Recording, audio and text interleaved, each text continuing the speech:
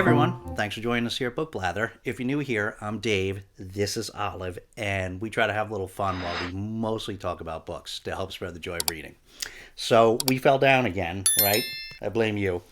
And you turn around and realize it's been a few weeks before we publish our last video again. So I hate to sound like a broken record, but yeah, just life getting crazy. So I try not to drown you guys with personal stuff because I figure everybody's here for the books. But maybe people want to know why we're not here. So very briefly, so for as some of you know, a lot of it has to do with work. So some of you know we have I have my own business. Olive doesn't. Olive's not there with me, but so I broke off from about 8 years ago, whatever. Broke off from a larger outfit with a couple colleagues and started our own place, and so that means that I have like a very regular schedule, sometimes a lot of hours. And so sometimes I just don't have time and things get crazy going on. And so we've been in a lot of flux. And so the reason for this last hiatus is because we actually moved offices. We moved to a new spot. And when you move your office, there is a lot to do. It's 24/7, weekends, everything. So it's hard to find time to read, much less make videos. So we're winding down from that, in addition to doing all the other work that you have to do. So we're mostly past that phase. So we're going to get back in the swing of things here. So we do have a number of videos we want to talk about. We have squeezed in some books. We always still manage to squeeze in a little bit of reading. So we have a few things to talk to you about. I think today we're going to limit it to one book because there's a little bit to say about this one. And then a couple other ones we've read we'll put up in the next video. And we also got to tell you about some acquisitions and things like that. So a lot to do. But today we wanted to talk to you about one of the books we finished recently, which is called Big Swiss by Jen Beagin. So this was published in 2023. We never reading like the latest release. Sometimes it's really old stuff. Sometimes it's stuff from a few years ago. So 2023. It has already been optioned, I guess, by HBO for a limited miniseries, which is interesting. I will be interested to see that because I'd be curious how they do it, because this was a really unusual book and there was things I liked. I mostly liked the book and I'm glad I read it, but there was things I liked and things I didn't like. So let me tell you what it's about, and then we'll tell you what we liked and didn't like, right, Olive? So what the basic plot of the book, without spoiling, is it follows our main character, Greta. And so she lives in Hudson, New York. So she's part of a small community where, it's kind of ritzy and artsy and everybody knows each other. And she works for a sex therapist by the name of Ohm that a lot of people in the area go to. And she is a transcriptionist for him. So she transcribes his sessions, after the fact. He records them. She later transcribes them. And so she gets to know a lot of people in the community. So then she will be out getting coffee. Like, she just does the transcript. She gets their initials when she's doing the transcript. But then she will be out getting coffee and she will recognize voices in the coffee shop. So she'll know, oh, this is FH or this is ES, And so it's pretty interesting. And the main patient that she becomes kind of obsessed with when she's doing these transcripts is a person that she names Big Swiss. That's her nickname for the character. And this is a beautiful Swiss woman and whose real name is Flavia. And she is, and so I thought it was a pretty interesting premise. And that's what drew me to this book. And it's not a spoiler, obviously, because this is what the book is about. She obviously eventually meets Big Swiss, and they end up having a relationship. So the book is a sapphic romance of sorts, and it deals some with trauma, and so I'll get into that because it's part of my confusion about the book. So that's that's basically the general plot. I don't want to say too much more than that, without because I don't want to give it away. But sorry, the printer was just going off, making a whole bunch of noise. So things I liked about the book. First of all, the cover. I mean, look at that cover. That's like one of the most amazing covers I've seen in a while. That was pretty incredible. So kudos to whoever selected that. Second thing is the flow of the book was very easy. So it's told from Greta's point of view. There is a lot of dialogue, both in terms of the transcripts, but also in Greta's real life, active conversations with people. So that makes it very easy.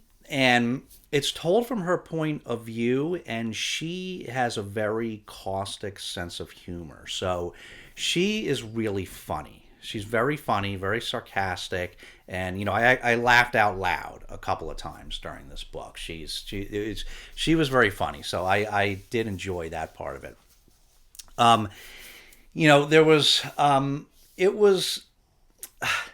it was kind of unique, but I'm not sure how much I liked it.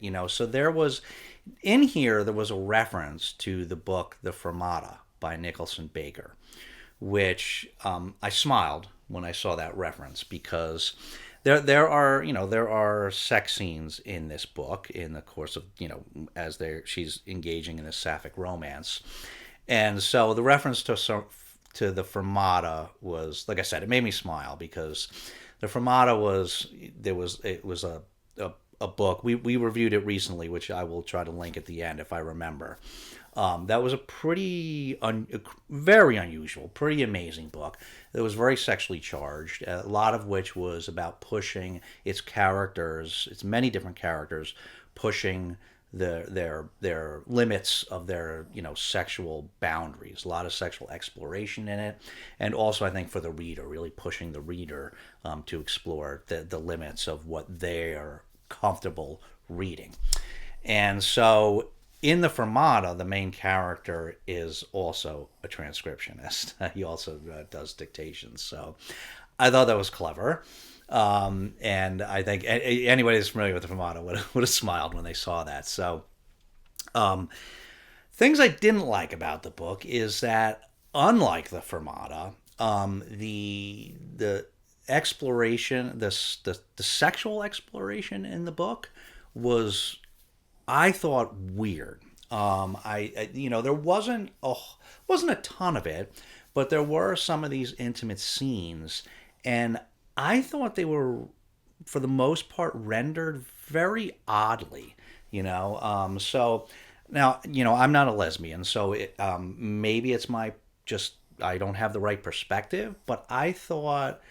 I don't know. They were weird. I thought it was weird execution in describing these scenes, for the most part, not completely, but for the most part. But so I don't know. That was kind of weird. I also I felt like in this book, and this might be on me, I felt like I didn't really fully get it. Like I feel like it's one of those books I finished and I feel like, well, I think there was probably more to that book, and I just didn't fully wrap my head around it. So, because it seemed to have these two pieces. There was this romance, but it's also somewhat of an exploration of trauma, which I never fully wrapped my head around, because so both of these characters had experienced trauma in their past. Different types of trauma, but each serious trauma. As you eventually find out, you learn Big Swiss is early, you learn about Greta's, the depths of it much later. But both of them are kind of like resistant to dealing with that trauma. And which is interesting, because the book, that the therapist that Greta works for and that Big Swiss goes to is a sex therapist. But their traumas have nothing to do with that, right? These are traumas that they should probably have therapy for, but different kind of therapy. The plot of the book is centered around sex therapy. So that I wasn't really sure what to make of that, and both characters. So like I said, both characters very resistant to the trauma, but I'm not really sure what the relationship does in terms of helping with that or resolving that. What's the matter? You okay? You all right? So they're both resistant to dealing with this trauma they've experienced themselves or even accepting it. They're both like tough against, you know, processing this trauma. Yet they are open to experiencing trauma vicariously through what happens to some others in the later in the book. And so I don't want to say much about that, of course, but it's almost like they are empathetic for trauma experienced by others, but they can't be they can't have that sensitivity or empathy for themselves to process their own trauma, which is again little bit kind of difficulty processing kind of how that all relates and what message that was kind of trying to convey. I wasn't really clear on I had trouble figuring out kind of like what the point and the message was behind exploring these things and behind exploring these things simultaneously because they have this sapphic romance, but neither one of them had historically considered themselves as lesbians. So they're kind of discovering this to different extents, discovering this part of themselves, and the connection with their traumas was I never really made the connection. There was other parts of it that I just clearly there was something to them that I didn't get. Like there was a lot of animals in this book, a lot of focus on animals, and of different kinds. And like one thing that was like very prominent in the book was like Greta lives actually with an older woman in an old farmhouse. And right in the beginning, you see these bees. They have like this hive of bees, of many bees that's like they're shielded from because they're behind this hatch in the house. And these bees are like constant throughout the story. You're constantly seeing these bees. And so there's some kind of symbolism there. There's got to be. I just didn't get it. So I don't know. And then the way the book ended, I very much did not like the way the book ended because so much of the book was about this relationship, and then the end of the book was just totally disjointed from that. My that's how I felt when I was reading. I felt like it was pretty much like totally disjointed, and like you kind of like one thing gets dropped and another thing gets explored, and it was. I thought it was very poor. In our opinion, I'm sure some people liked it. In our opinion, it was very poor execution in how it ended. Didn't like it at all. So I don't know. It's like I said. This is a telling you what we liked and we disliked, because I think you if you're not aware of this book already, kind of like want to give you this all information because I think everybody needs to kind of decide for themselves with that information whether this is a book for them. Because it's a very unusual book. It was in some ways it was very enjoyable and pretty addictive at points. That dialogue throughout, both in the transcripts and real life, made it kind of an addictive read. But then there were parts of it that were frustrating. I don't know. It's a tough book. It's an unusual book. You have to decide whether it's for you. If you've read it or you do read it, I'd be very interested to hear your thoughts.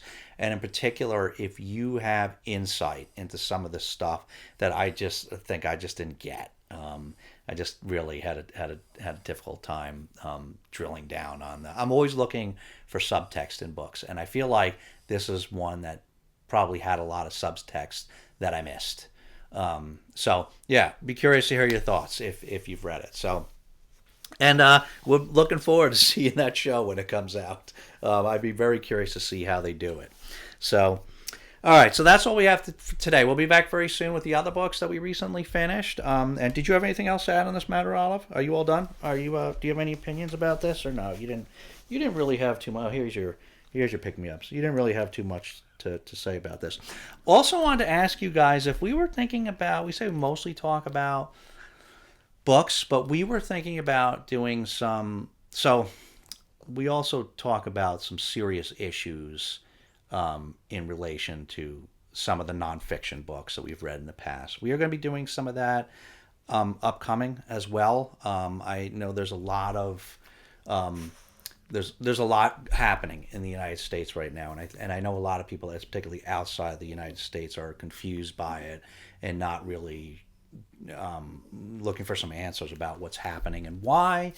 And so we're going to be talking about that a little bit upcoming in some books, in relation to some books. But I also wanted to ask you guys on a lighter note if we were thinking about actually starting to talk about some shows and movies, because we have actually been making time for that more lately, and some of which are really interesting, and we talk about them sometimes on the live stream that we do with our good friend Gareth over at Book Songs and Other Magic. If you don't know, we have a live stream every other Thursday on the channel, and but we often talk about that stuff there, but never on this channel. We were thinking about maybe doing some of that as well. So let us know what you think about that.